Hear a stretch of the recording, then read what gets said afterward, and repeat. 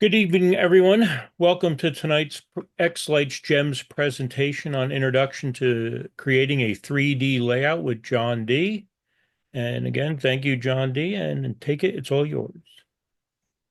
So I'll be jumping back and forth between the presentation or PowerPoint, but mostly in xLights. But I've got this on here.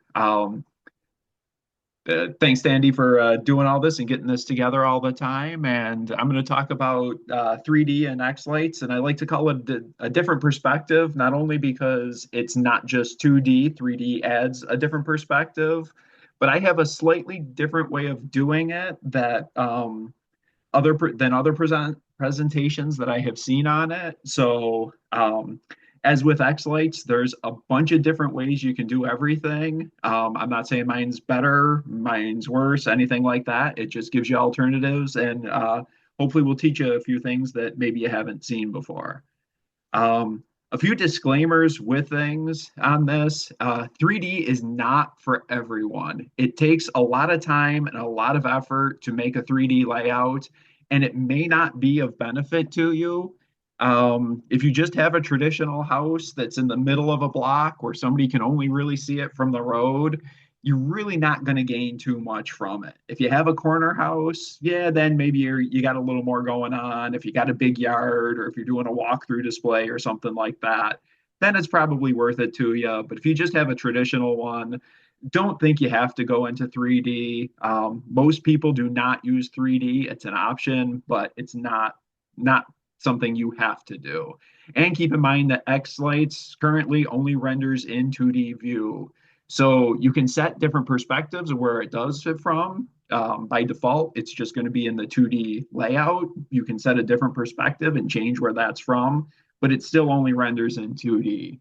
There was a little talk at the end of last year about a couple of the different model types starting to render in 3D, but that hasn't been implemented at this time. Um, for this presentation, I am using xLights 2025.05.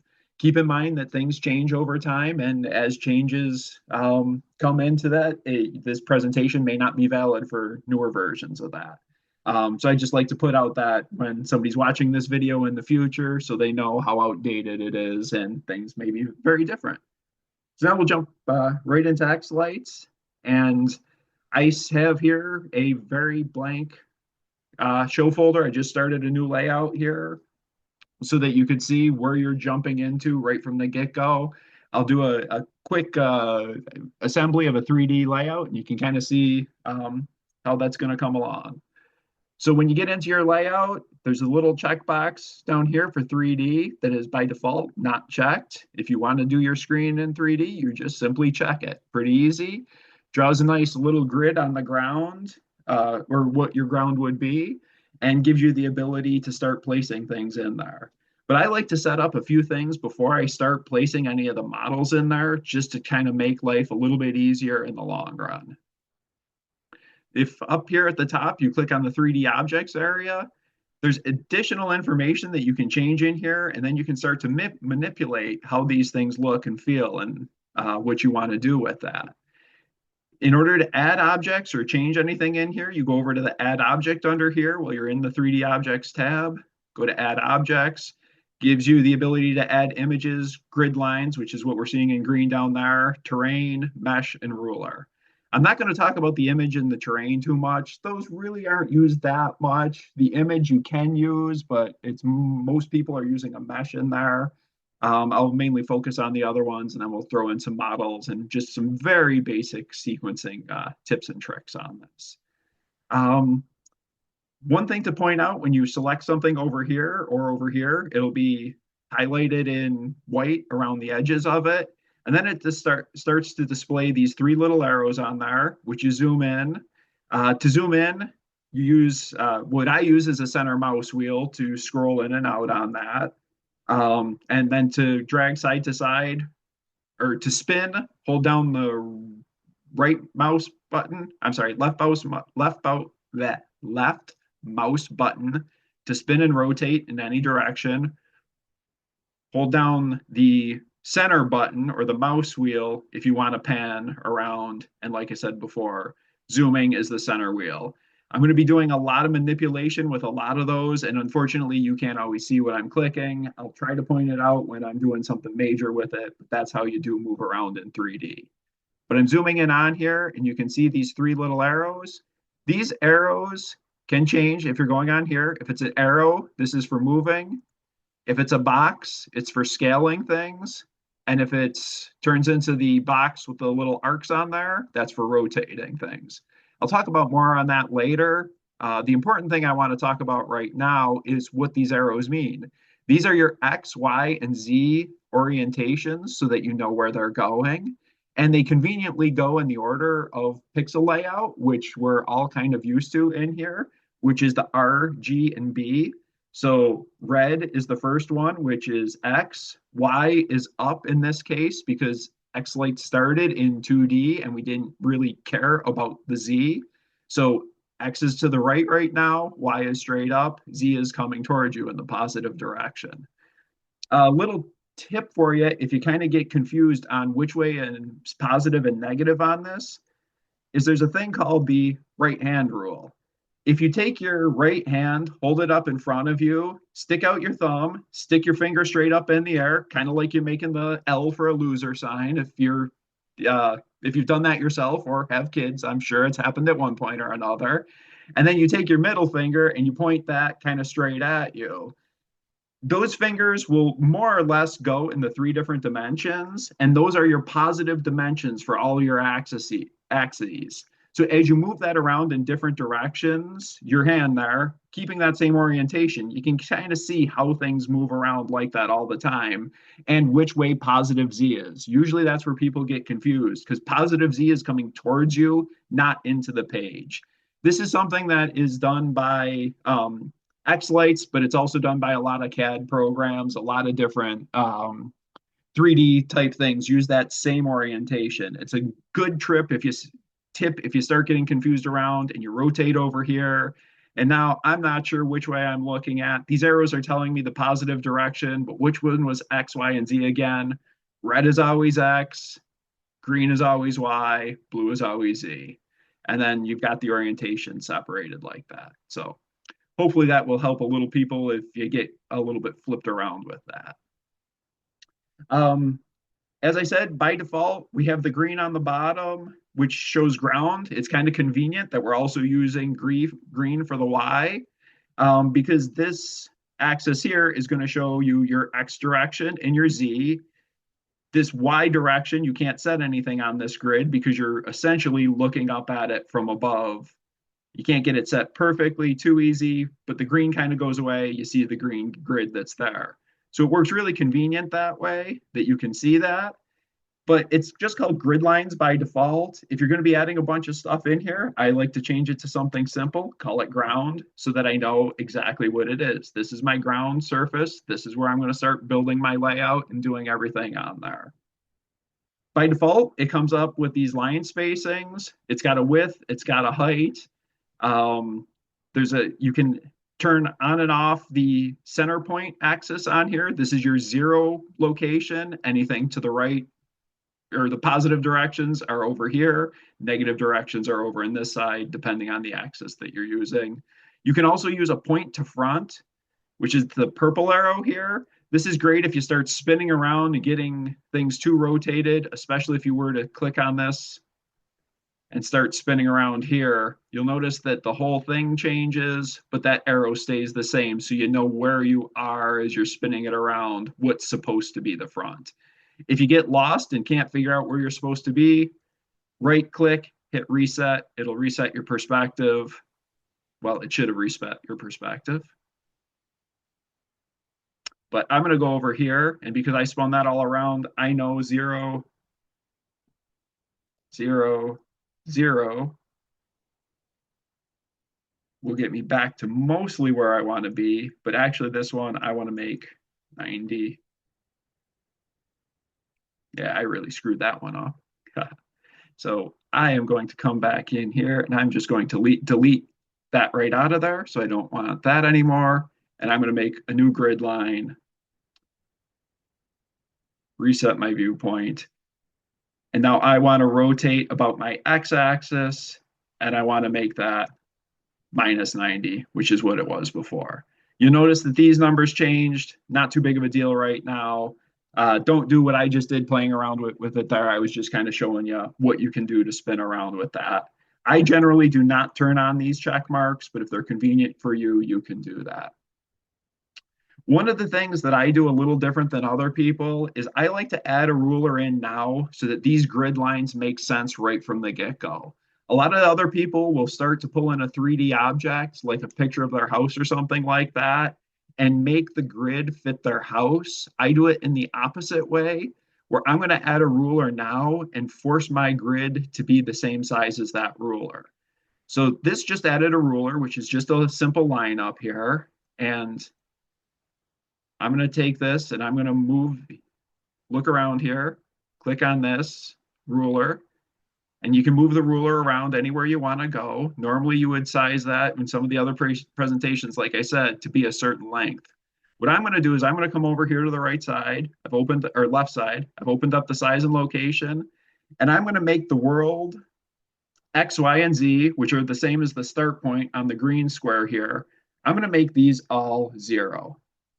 And the reason I'm doing that is to force that point to be right at the center of where my origin is for this axis. It'll make a little more sense when I get the other part here.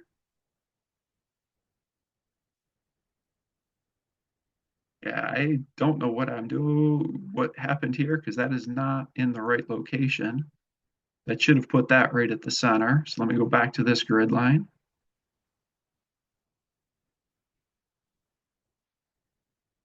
You have an X2 value. Oh, thank you there. There we go. Yeah, that's still not at the right location. Did I move it? Oh, there we go. I had this at something higher. Do this 100 times and you don't get it right when it counts. Okay. So you've got 2 of them. I want my world X, Y, and Z are going to match my X1 to X, my ones for X, Y, and Z. If you change one, it's going to change the other. You'll see that happen there. But I want my 2 to be a little different. So I'm going to change this back to 0, and I'm going to change my X. Instead of 1, I'm going to go 100. And what I'm doing is essentially taking the last 2 numbers are here. I'm going to pretend there's a decimal in this location so that this defaults to 1 of whatever unit is this up here. I'm going to do it in feet because that's what I use most of the time for my objects. But if you can do it in metric, that you'd use meters. Generally, you probably wouldn't do it in inches or centimeters because if you're doing a grid line based on that, that would be way too close. So what I have just done is I have forced this ruler line right here to be exactly 1 foot. My grid line over here now tells me that that grid spacing is 1/2 foot. And you can see that my ruler that was here goes 2 of those. It matches up perfectly. What that does now for me is that says that my line spacing here, again, I'm always moving over 2 decimal places. So whatever this number is for line spacing is the spacing between these lines, and this would be 1/2 foot because I told it it's a foot. It tells you that down here. It makes it really convenient if you want to change your grid to something that's a little more manageable for you. Every 1/2 foot might be a little bit much when you're starting to add a lot here or get a very big layout. So if I want to make it 1 foot, I do 1, and then the 2 decimal places that would kind of be in there. And this, you can just count the grids, but same thing for these 2 things. It's a 10 by 10 grid that I'm working with right now for laying things out. I'm an engineer. I've worked in CAD a lot of times. I like having a grid that I know the exact size, spacing of what I want to do with it. I like using graph paper when I lay things out. This is the same as that, and I have an exact measurement for it. If you try to make your ruler something different than this grid spacing really doesn't mean anything to you. It gives you some idea of what's going on, but if it's some number like 2.3219, it doesn't really tell you what you're going to do with something like that. However, if you do have something where you want to make it, there's no reason that you can't have multiple grid lines in the same orientation. You can just add grid lines again. It made another one here. I'm going to rotate it -90. fell in the same location. This is grid lines too, but I'm going to make this spacing 500. And I'm going to go back to the first grid line one that I will rename ground like I did before. Come up to this one, and I'm going to make this one ground large spacing. I go to my regular ground one, turn that off, and you can see how the grid spacing is different. Now I've got this one here is at a 5-foot spacing for my grid. Still a 10 by 10 grid, but if I come back here, I've got my 1-foot one. You can turn these on and off as needed so that you're using whatever one makes the most sense to you. Same with the ruler. The ruler I've got starting at my center point of this, which is where xLights by default considers everything to be. I don't need to see that ruler all the time. I can turn it off just to clean things up. Doesn't really matter if you want to leave that on or off.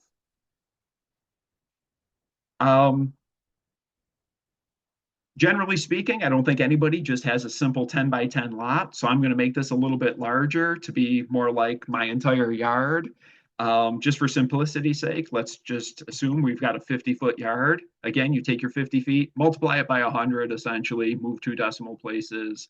And I'm going to say the width of the yard is 75 feet wide or 50 feet wide. And I'm going to say it's 75 feet deep. That just changed this grid so that this is my entire property with a 1-foot grid laid out pretty well. If you're doing something like a drive-through show or something in a park or a football field, this would be great. You've got a nice little grid. You can lay things out. You can put things exactly where you want them to be. You don't have a house in here right now, but you don't really need that. So this would be almost all that you would need to start laying things out, put them exactly where you want to be. You'll look in this location and you can kind of see where everything should fall out in the nice little 3D view. If your line spacing was a little too tight there at 1 foot, you can easily change that to 5 feet, have it a little more manageable for where you're wanting to place it. Very easy, very quick to adjust. And it always is telling you what your grid spacing is down here. This one I'm just going to get rid of. Well, it's off. We don't really need to worry about that. You can also put grids in other orientations if you want to use those to help you lay it out. By default, it's going to put it in the what I would call a Z direction here because the blue is pointing towards you. That's the Z, and it's putting it so that you have points in your X and Y. There's no rotation on it. I would personally, I change this to blue to kind of match that color of the axis that it's defined on. And in this case, I would make this match the width of the other, and I would make this green, this height a little bit bigger, maybe the size of my house. But you'll notice that this is lined up right in the center point. Again, xLights defines any types of grids like this by the center point, and that's not exactly convenient because you're not going below ground for anything that you do. So down here, you can also move the location of where you want to go. You're not going to want to change the scale on this. You want to keep that a nice 1-to-1 for all 3 of the scale versions. But you can change the X, Y, and Z and get this to where you want to go. You can do it by just grabbing the green arrow here, holding it and dragging it up. It's a bit tricky to do to get on that portion and get it in there. That's why I don't like doing too much with the arrows and the rotation. It's difficult to grab. You're not always sure you get it right. It moved it a little, but not enough over here. So what I do is I come over here, and again, I just manipulate this. I know that I made it 20 feet tall. It's going in the center here. Half of 20 is 10. I'm going to change this to my 10. Again, multiplying by 100. Things are lining up almost where they should be. Let me make sure my ground, yeah, I moved my ground too accidentally, so I got to put that back. Like I said, when you're trying to grab those arrows, you can grab the one for a wrong axis, get it somewhere else that you don't want to be.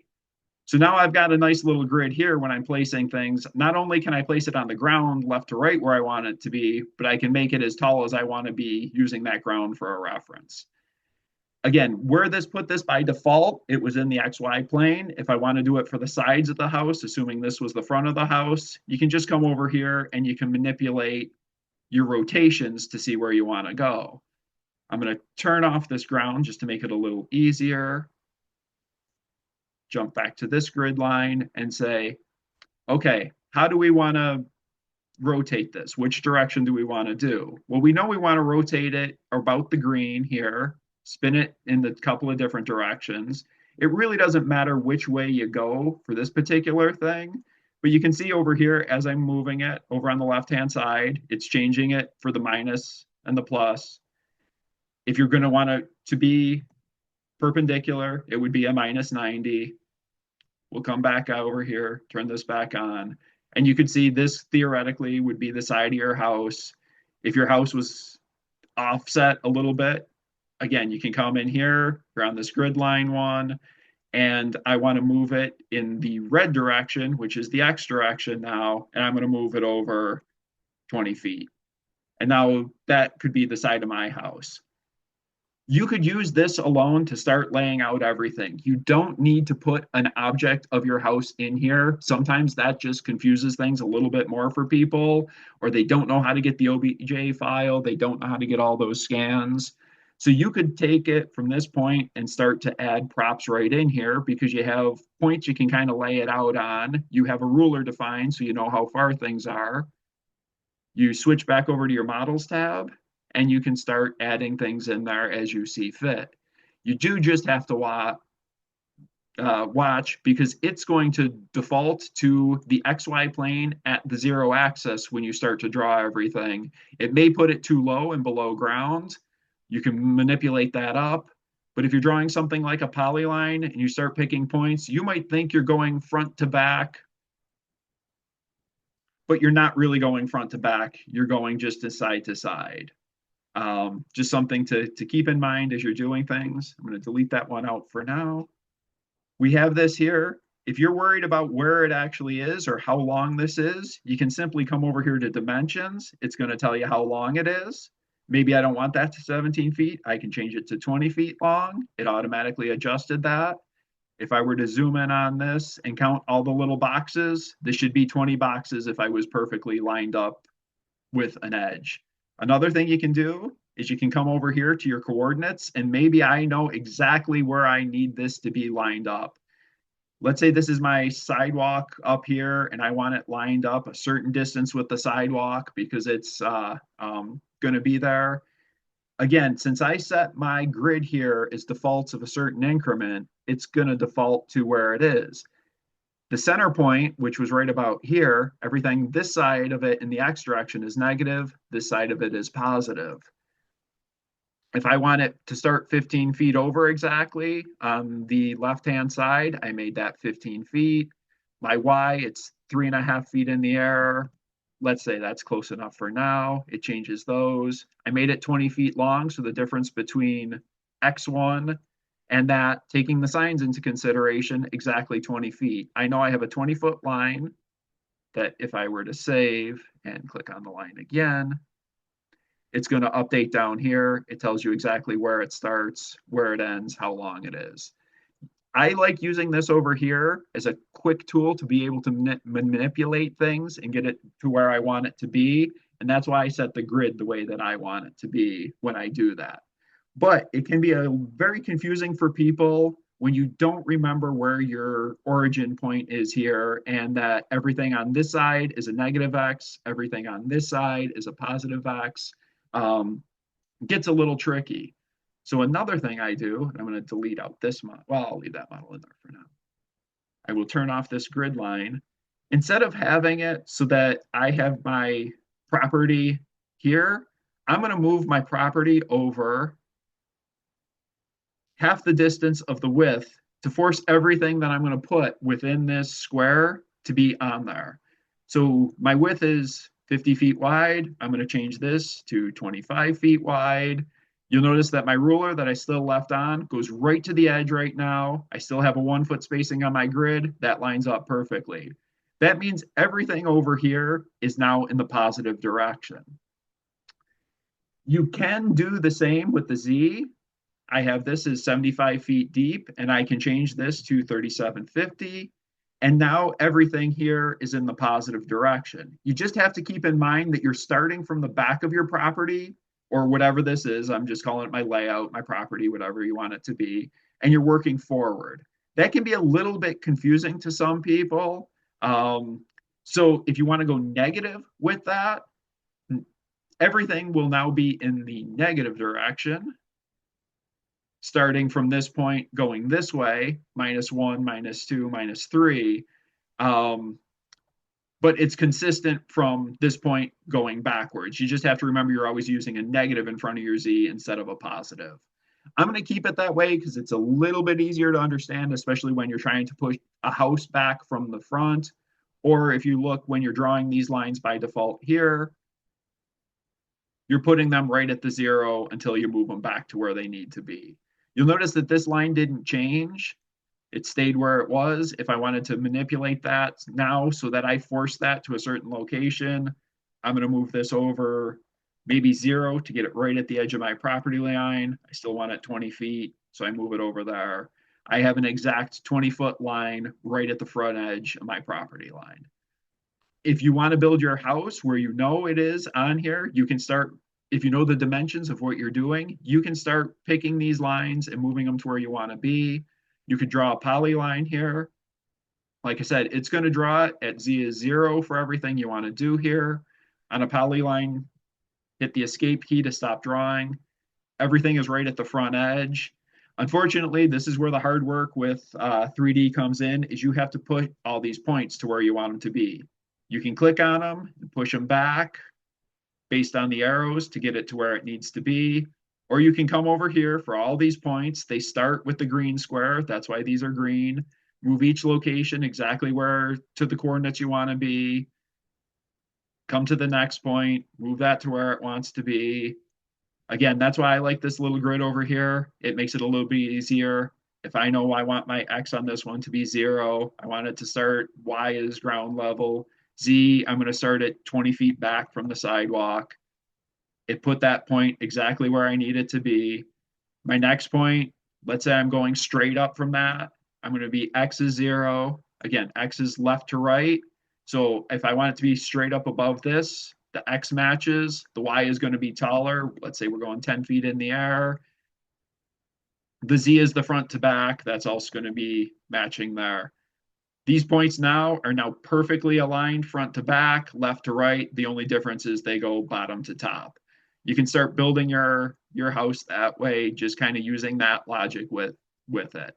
It's a little bit tedious. It's a little hard to do, but that's the way you can get things to make sure that they are actually perfectly aligned, as opposed to using the arrows, trying to get it close, seeing where they are. I find that much easier, but you need to know the dimensions of what you're trying to do. And as you can see, it's easy to get things pulled off a little bit. So that's a very basic way you could do it if you wanted to. I'm going to delete that because we won't keep that, because a lot of people that go through the trouble of putting things into 3D do want to throw an object of their house in there. And I will show you how to do that as well. So reset back to the orientation here. I'm not going to teach you how to get a 3D OBJ file of your house. There's an app called Hover. There's several presentations that show you how you take the pictures of that. They give you a file. You need to convert the file to add an OBJ file that you can bring into xLights. I didn't go through all that. I just pulled a random one off the internet. But when you do it, you want to download something called a mesh. I'm going to change the mesh to house. And you have to select the OBJ file. It is not only an OBJ file, that's all that you'll see selected in here, but it's also a material file, and then it's any of the information that comes with it based on textures and that. So I'm bringing in that OBJ file, put it in here. It put it at my origin because I'm at 0, 0, 0. My scale is 1, but you can see here, I can't even see this house on my yard. If I zoom in enough, I can start to see it, but this is not the size of the house that I'm going to be decorating on. Again, in other presentations, what they have done is they have taken the ruler, they have put it on here, and they have adjusted to that. Rather than doing that, what I like to do is I like to scale up this image to fit my layout that I had already, rather than trying to zoom down my grid to fit the house or adjust my grid to fit the house. I fit the house to fit my grid. You get the same results. It's just a different way of doing it. I just like doing it this way better. If you look down here too, there is a porch and a front door there. So this didn't come in at the right orientation. So I know that I want to twist this around. It's sometimes tough to do because you can't see where the points are. It kind of puts it different locations. I'm going to click on this to show you which way to go. And if you click on here, you're going to go one way for this. I want the front to go be this way. And you'll see that that's going in the negative direction here. And I'm going to want that, I know, to be exactly minus 90. Your house may not come in at something perfect like that. You may have to tweak it a little bit to try to get it to adjust and go right on the grid lines. Once we get it to the right scale, it's a little bit easier to line that up. But one thing I will make a note of is how you know which way you want to go, positive or negative with these things. It's kind of tricky to do. We know that we want to go minus 90 here because I manipulated that once already. But again, we're going to go back to something that is typical for many 3D CAD type programs with the right hand rule. And in order to know which direction is positive or negative for rotations, you hold out your hand with your thumb in the direction that you're rotating about, and then you curl your fingers. When your fingers are curling, they are curling in the positive direction of movement, no matter what that is. So if I change this back to the rotation line, which I lost there for a second.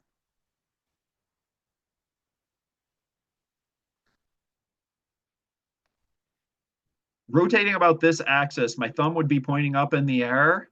If I were to curl my fingers, they'd go this way. As you can see, this number is getting more positive the farther around I go. It will always be limited to 360 degrees, and then it becomes negative again. If I go the opposite direction, it's always getting more negative. Likewise, if I were to come up here on blue, blue comes out towards me. That's the z-axis. If I curl my fingers this direction, Z is getting more positive. If I go the other way, Z is getting more negative. You're really not going to worry about this too much when you're rotating your house because you're not going to rotate it in that direction. But when you start to rotate props, that's really important. So that right hand rule, right hand thumb rule, whatever you want to call it, super helpful to realize what it is, understand it, and then you know that more or less clockwise is a positive rotation. It's a default thing that got used way back when people are first putting CAD programs together. A lot of people think, hey, clockwise should be positive. Well, really, most of the time, it's counterclockwise that is positive. It's something that's built into many programs. We're never going to change it. xLights is not going to change just because, hey, somebody thinks this way should be positive. It'd be way too tricky to try to do that unless we just put a toggle that says, well, ignore that and reverse everything. But then people that paid attention to this presentation would then be lost. Okay, so now I got to figure out how to get this house to be the correct size for my grid because right now it's less than a foot wide. It's kind of tough to measure in here just because it's so small. So what I'm going to do is I'm going to scale it up by a constant factor for all of these. And I'm just going to pick a number of 50 just as a first guess of what I think it needs to be. It's probably not going to be right, but now I've got something that's a little bit more manageable to work with. I don't have it lined up with my grid right now, but I don't need to. I just need to be able to see something that I can measure on the house. And on this particular house, the best thing to measure for me would just be the front step here. You could easily put a tape measure on there. It's a very long distance, and that's what you want. You want something you can measure accurately over a very long distance. If you're off by 1/8 of an inch over 20 feet, doesn't really make that much of a difference. If you're off by 1/8 of an inch over an inch, that's a much bigger difference. So what we want to do is we want to see what distance this would come out at right now. I've already set my ruler, so I'm going to come in here and I'm going to take a line and I'm going to draw a line over here. And we'll see, well, that's not quite where I want it. Well, that's because my house is centered at 0 and this line is centered at 0. So I need to come in here. I need to do a little manipulation. Again, this is why 3D is a lot of work. And I need to adjust it to get it about where I want it to be. And you'll kind of see it disappears, reappears. So now I've got my height pretty much accurate. Forward to backward, it probably do the same thing. You can kind of rotate, get it to where it needs to be. And I've got most of that lined up. So now let's do the side to side. I pick one point, which is my start point, and I move it pretty much to the end of that grid. I think that looks pretty close for what we're doing anyway. The more time you want to spend, the more accurate you want to be, you can do that. Unfortunately, xLights does not have a snap to go to those points, so you can't see where that is. But you'll see I have that on there. That line pretty much lines up with it. And that line, according to xLights, because I have my ruler set, line of pixels is 4.3 feet long.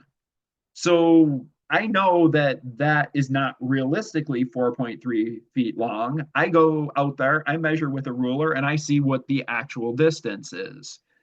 So that actual distance, let's say I put the tape measure on it and it's 15 feet 9 inches long, 15.75. So you know, I take that dimension, I divide it by what xLights thinks it is. So you're taking the real distance divided by what xLights thinks it is, and then you multiply it by that scale factor that we assumed in there. And basically, if 3.66, if it's bigger than 1, we're trying to make the house bigger. If it's less than 1, we'd be trying to make the house smaller. And the reason we have to multiply by the scale factor that's already in xLights is because we already assumed something would be in there. So we're trying to just adjust that number. So it's coming up with a number. It doesn't seem right. I think I hit the wrong thing there. So 15.75 divided by 4.3 times 50. So I want to make this my scale factor now 183.14. I'm just going to round that to 183. You can be as precise or as imprecise as you want to be. It all depends on your personal preference. So I go into the scale, instead of 50, I'm going up to 183. You want to do it to all of them because you don't want to elongate your house. You're getting this from something that's making it very accurate. So you want to make sure all 3 of those line up perfectly. You can see how much bigger that house is. It looks like it's fitting the yard much better than it is. But let's verify that that is correct. We'll go back to our single line model that we just used for this measurement purpose. We move it over here. I hope I grabbed, yeah, I did grab the entire line, not just an endpoint on it.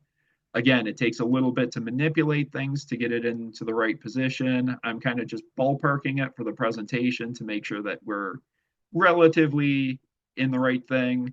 You can spend a lot of time doing this. You don't want to see me doing that for hours on end. That more or less is the right location. You'll look here, 15.51. If I were to look at this a little closer, maybe I don't have these quite lined up with the ends of things. Maybe when I did it last time, I wasn't quite right. Yeah, this one doesn't look like it's quite there. Stretch that out so that it lines up pretty close. 15.76, I had said it was 15.75. For what we're doing for xLights, that would be great. That's as accurate as I think you need to be for something like this. If you were building the house, you'd want to go more precise. If you're just hanging lights, I don't think you need to be it. So now this line was only for getting things lined up. I'm going to delete that out of there because it's kind of useless. I'm not going to actually put a thing of lights in that location. I'm going to go back to my object though, because my house is looking like it's in the street here, and I want to manipulate that to where it should be. Unfortunately, it only goes by the center, but you can kind of use your grid to see, hey, maybe my house is about 5 feet off the property line on that side. We move it over, we adjust. Again, each one of these grid spacings was a foot, so I've got it 5 feet over. Unfortunately, the way this puts it, it always hides it here at the bottom in this particular model. If you do have problems where you can't see it whatsoever, you can always turn on mesh only. It turns that entire thing into a grid. And then sometimes you can get to your points a little bit easier for dragging it back to where you need it to be. At the same point, you can do just like we did over here.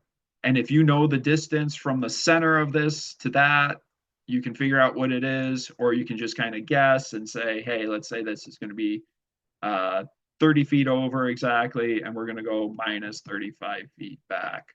We've put it there. I turn my mesh, not just mesh on it anymore. And I've got a house that's more or less on my property, kind of where I want it to be. And now I can use that for laying out my grid or laying out my lights, putting everything on there.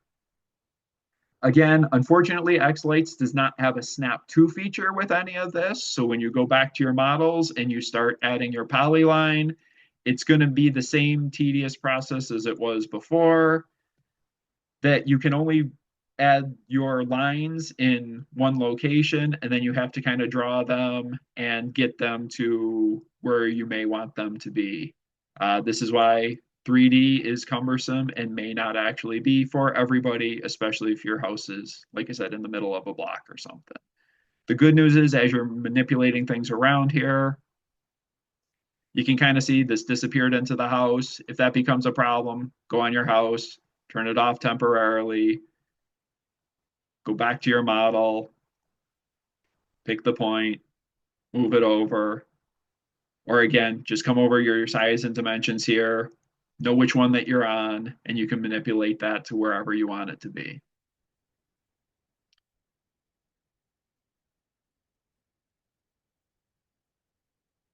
The active and inactivate for these is hugely helpful for just manipulating, get everything where you need it to be.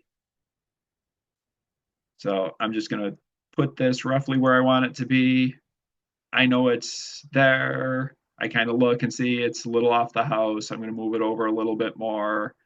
If you're really particular about where things go, that's where you start getting into your grid. Again, I'm just spinning around as we go, trying to get everything lined up more or less, spinning around to a different angle, looking at it.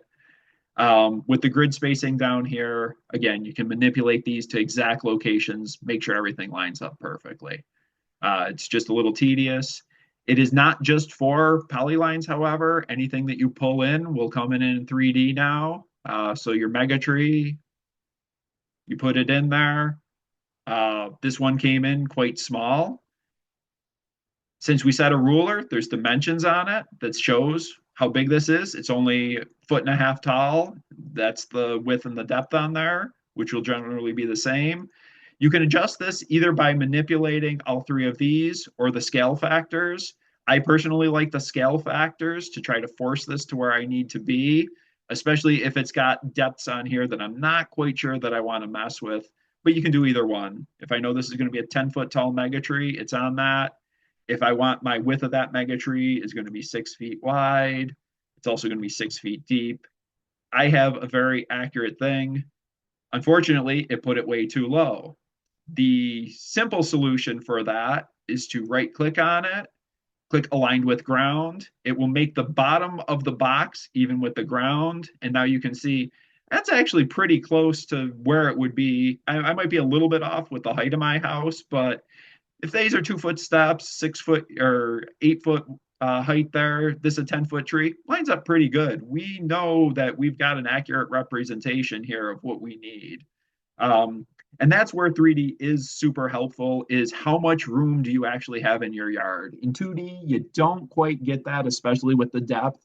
Things start getting on top of one another. Do I have room for something 6 feet over here? I can look at the grid. I can look at the realistic tree. I can tell that, yes, it is in the right location. Another thing that you can do is you can download your props. I'm sorry. Yeah, download. And I'm going to put a prop in here. And for those that have seen my avatar on here or look at it, I'm going to choose the EFL Illegal Alien. and I'm going to pop it in there. I'm not going to import the aliases because I don't need those. Now it's going to automatically, again, it always puts things in the Z direction at 0, so I need to manipulate it where it needs to go. But I'm going to move it over here. And for vendors that have put in the information on their props for a height and a width, it will actually pull that in. And this prop is 2.5 feet tall by a little over 3.5 feet wide. Don't worry about the depth too much. These are all Coro, so there's a nominal depth that's put in there.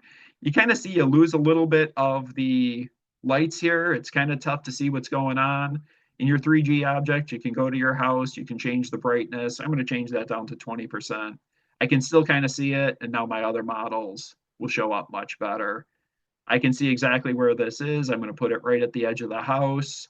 And the ears on this guy are pretty wide. Like I said on here that it was 3.58 feet wide. Well, let me look at my grid. 1, 2, 3.58. Yeah, that's pretty close. Jackie from EFL has the dimensions on these on most of his props so that you know exactly what size it's going to be when it pulls it in. Another way that you can tell if it's working or not for anybody's props is try doing a couple of downloads of the same prop and you put it in here. And that box I made small. And I'm going to go to the same thing. I'm going to pull the illegal alien in there. And now I'm going to do another download where I make this box huge. And I am going to download the same guy.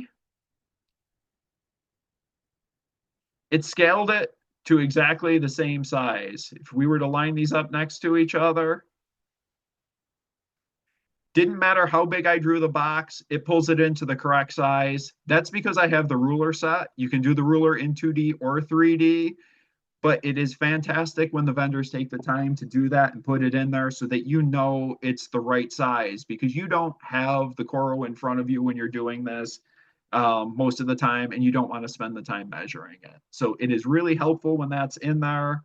And you can make sure you get things properly aligned. And you also get relative scale if you start adding something else, like a huge prop from somebody. Again, I will stick with the same things, and I will go with one of the props that I know is bigger, which is the Burton's Cross. This one here, 72 inches. The inches aren't labeled on there, but it definitely is not 72 feet tall. So I know this is 6 feet tall. If I were to put this next to the Baby Yoda there, I'm sorry, the illegal alien, I don't want to get anybody in trouble.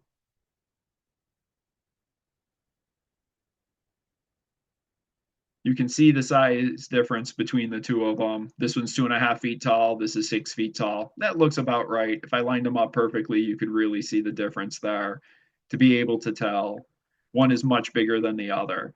That is helpful when you're laying out your thing. Set a ruler, 2D, 3D, really great to do. Another thing I want to point out in 3D is we are used to models, especially Coro models, that we're downloading from a vendor.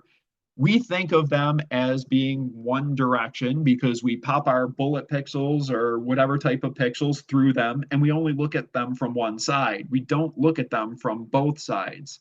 However, xLights doesn't see pixels as being directional. It will view them from any side, and it will light them up the same color no matter what we look at it. When we're drawing lines, we kind of understand that. When we look at the Coro, we kind of forget, oh, there's two sides to this. So I'm going to put a snowflake on two different sides, and I'm going to rotate it a little bit differently and show how that can sometimes be an issue.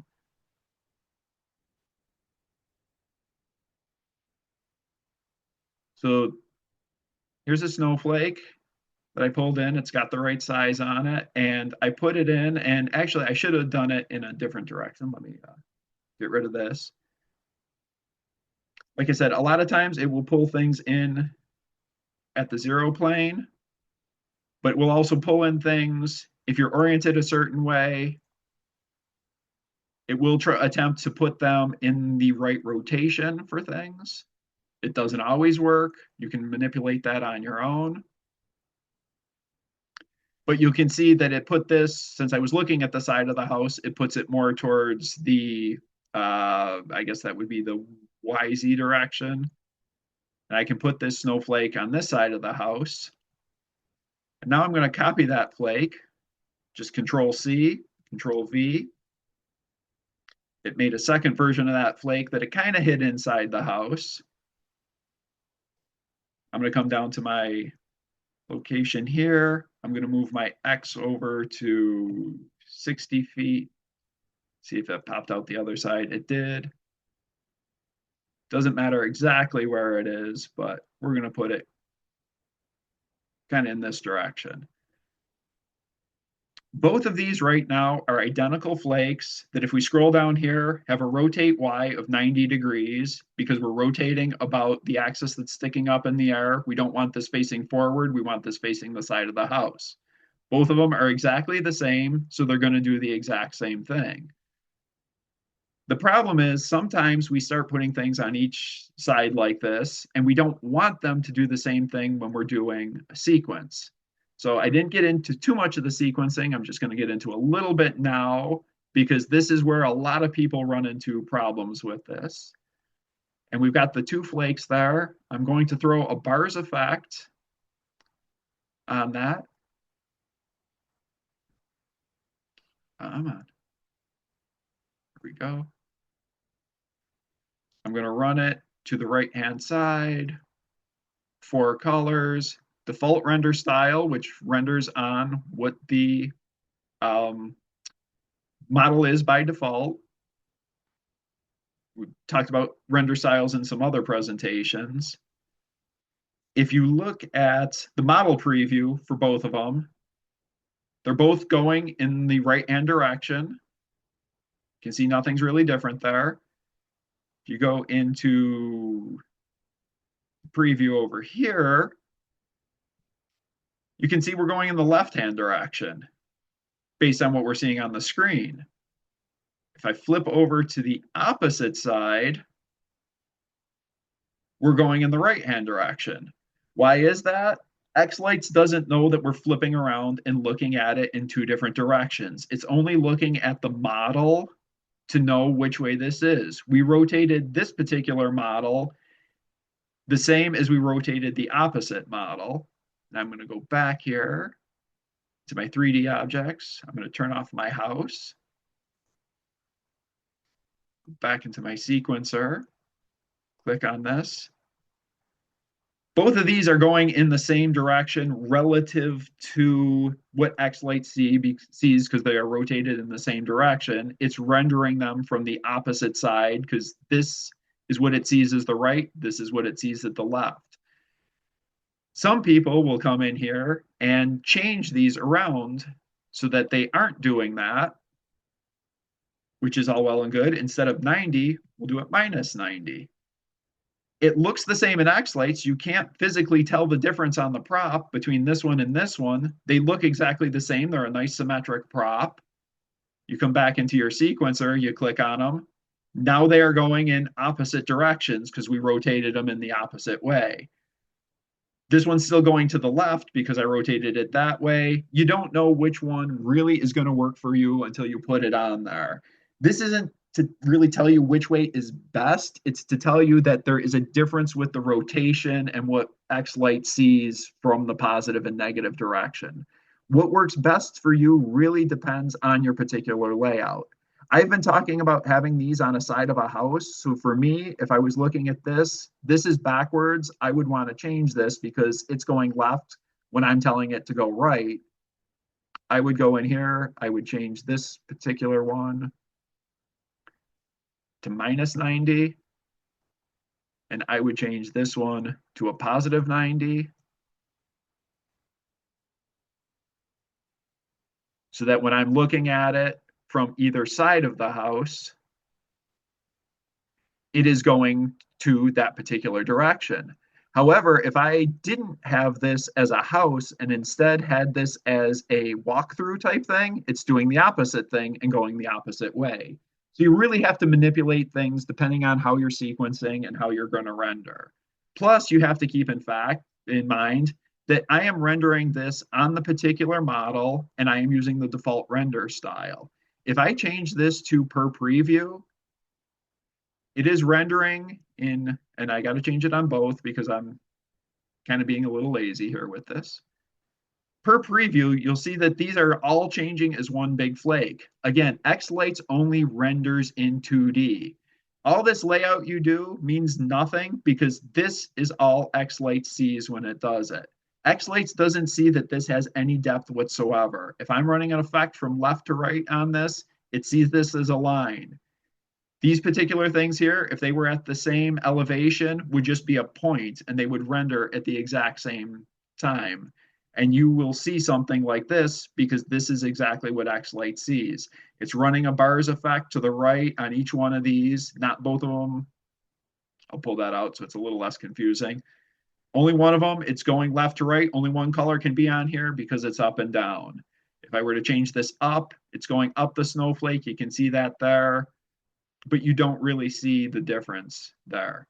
You can change that a little bit on here by switching back into 3D mode, coming into here and say, hey, I want to be able to set a different viewpoint. So I'm sorry.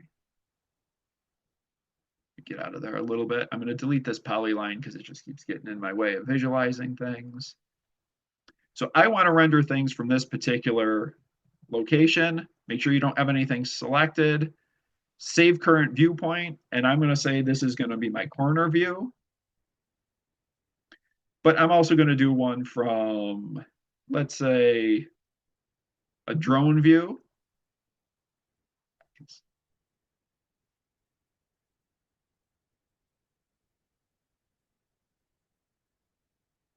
I have 2 points in there that I can load at any point. Oops. I can load at any point to switch back to where they are. It's great if you do them from the front, the back, the left, the right, the top, so you can get to them at any time, or you can reset and it goes back to your default. What that also does is give you options when you come into here. It's best for group and whole house type effects, but it works just the same on here. Before we had added that, your camera per preview only had this 2D option. As soon as you start saving things, you now have this 3D option that you can look from the corner view, which is very similar to what I had, or the drone view, which changes this a little bit. It's kind of tough to see what that does just with a few of these. I'll make a quick group with everything.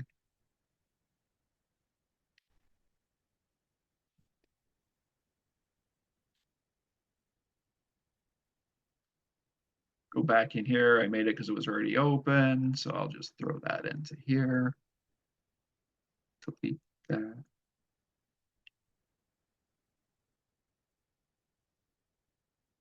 So you'll see now, if I were to change this to my 2D view that is going left to right, it does exactly what you think it would. It goes from the bottom to the top, hitting pretty much everything where it's supposed to. Things are not perfectly aligned, so that's why these are not nice crisp lines. I didn't worry about that too much.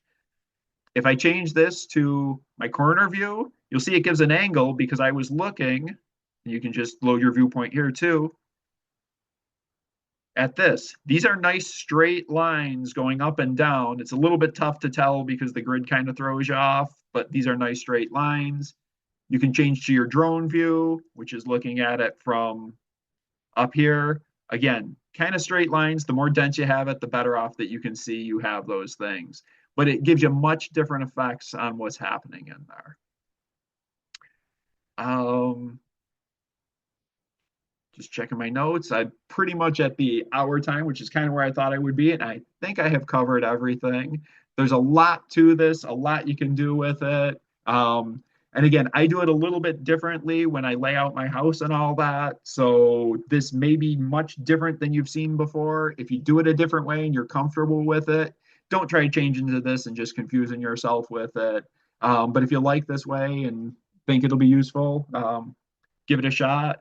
What's probably most important to you is that right hand rule for knowing where your axes are and which way you're rotating things. So if there's any questions, I'm happy to answer them. And if not, thank you for attending, and hope you have a good day. Anybody have any questions for Jon? You can unmute now and ask your question.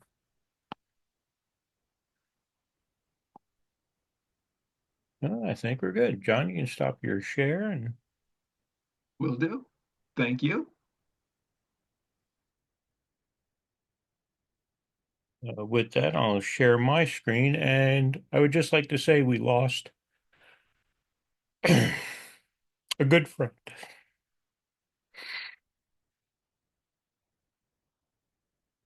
Did that share? It did. Yeah. You'd like me to mention something? If you'd like. Somebody can. Anybody can. So we wanted to recognize the passing of Scott Baker here in the Zoom room. Scott has been a Zoom room helper and a friend of all of us here for many years. I'm not for sure when he started in the Zoom room. It just seems like he was always there. Like a bad penny, he would always turn up. But he was a great guy to have here. He was a good spirited fellow to just have in the room with us. So anytime he was here, the mood was always light.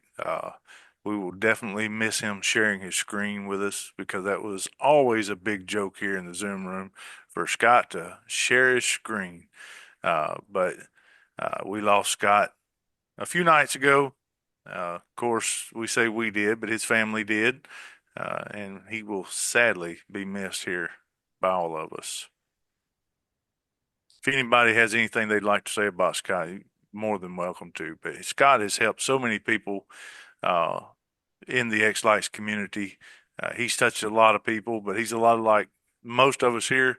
We don't advertise, hey, this is me, I'm helping you. Remember that. Uh, so, uh, Yeah, I've known Scott since day one of xLights. He's one to help me get it all running and get my show set up. Uh, I spent 2 weeks in here solid. He was here every day helping, and without him, I wouldn't be in xLights. He was a great friend, and we talked a lot outside the room and talked about families and his dreams, going camping, all different kind of stuff. He's going to be missed by a lot of people. Same thing here, David. And this hobby is weird because it brings people from pretty much around the world. I mean, we are fortunate to be talking to anybody and everybody that wants to talk to us from all over the globe. And we form relationships. And some of them, I mean, some of the guys we never met and we consider them friends. And we definitely considered Scott a very good friend of all of us here in the Zoom, and always willing to help, and always always trying to be solving some other issue of someone else's, even though he didn't have to. What I actually did, we had a very actually happy weekend. We went to the East Coast Christmas show, me, Andy, and Alex, and we learned, I mean, we met all the friends that some of them I never met before. So it was actually kind of happy for us. And then it got squashed pretty fast by the news of Scott, which we considered our friend as well. So what I actually decided, I sent like an arrangement to his family, and I signed it, with like a sympathy message, and I signed it from all Zoom room admins and the countless people that Scott helped on Zoom. So I kind of made it from all of us, just to have his family kind of have that thought that he's remembered by all of us. That was so kind of you, Martin. It really was. That was very kind, Martin. It was a pleasure meeting you this weekend, and you are so right. because that's one of my biggest takeaways. You know, we love the lights, the props, the hobby, but there is something unique about this. We become family, and when one hurts, the other hurts. You know, in the Zoom room, we have a lot of people that come and go, but we have I'm just going to call them a core group of people that has been in here for a long time. And, you know, we sit in here and sometimes just talk back and forth about family. We pick and play and, you know, things that are going on with work and such as that. So we know each other pretty well, even though we might not have met each other face to face. And Exactly. Scott was one of those guys that, you know, we all talked to, we all knew a lot about each other, lots of conversations outside of what xLights is, you know, and so, you know, we knew a lot about his family and friends, his work life and things like that. So, you know, it is, it's like we lost a good friend and xLights lost a good helper. And, you know, he was very selfless when he was in here willing to help. So, a long time helper at that. So You we know what's just, Yeah. amazing about him? His entire block loves his Christmas light show. But he was actually, he considered himself the grandpa of all the kids on his block.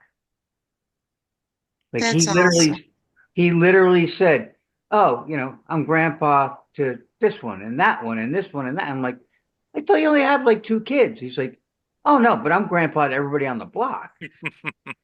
he did, and that was because he was very neighborly to all of his close neighbors. He helped to, you know, snow blow all their drives Oh and yeah, yep. the sidewalks, and at one point there was two ladies in the neighborhood who were both pregnant at the same time, and you know they couldn't get out and do a lot of stuff, and he would run to the store for them and do things like that. So he was a Oh, very wow. very selfless And person. then he would brag that when they had their child, I have a new grandchild. Yep. He thought That's of them cool. as family. He He thought had he had the patience of Job. he thought of Yeah. everybody as friends and family, even though they weren't. So that's the type of person he was. I And only, that's a wonderful legacy to leave.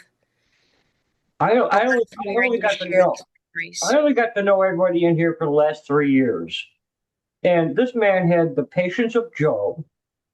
Mm-hmm. I remember when he lost his job. Him and I talked a little bit about it, and was helping him out. I still had my job, and what's funny is when I lost my job 2 months ago, he reached out to me and helped me with his experience and what he did to land his job. And I got 10 years on him, and he taught me a lot. I, I'm still trying to gather words of who this man it was. I hate to say the word was. He's to me, he's still here with all of us. Yeah. Scott and I have been friends mainly from the Zoom room for close to 5 years. Um, Always chatted on the phone, texting back and forth, talking about family, like everything you guys are saying. And, you know, he lives a little over an hour from me. And we're always like, let's go to lunch. Okay, let's do it. I can't. I got a meeting. Oh, I got this. We have not met in the 5 years we've talked. This last Thursday, with his new job, he was working right down the street from me. And he texts me and it's like, "Are you working today or are you home?" I'm like, "I'm home." He's like, "I'm right down the street from you. Don't go anywhere." And he pulled in my driveway, and it was literally the first time we've met face to face this last Thursday. And he, uh, well, he was no different than I've known him, talking to him on the phone or, whatever. But he actually met my wife, my significant other. Um, they talked IT, they talked this, they talked that. And he actually had my significant other spellbound. She's like, "What a nice guy." she's like, I'm a pretty good judge of character, and sometimes I'm standoffish. She's like, he's a really nice guy. And then when this news came Sunday, even my significant other was almost devastated because she could not. She's like, we just met him, like in person, and she's Yeah. heard him on the Zoom room with me, for years and years. But it was just, I cried for hours. That's all I'm going to say. But Hearts are heavy. Scott did leave an impact on most anybody that he talked to, whether it was helping them in xLights or being a friend here. Uh, his wife actually said that he called each of us his buddy. So, that's the type of person he was. He is leaving a legacy behind.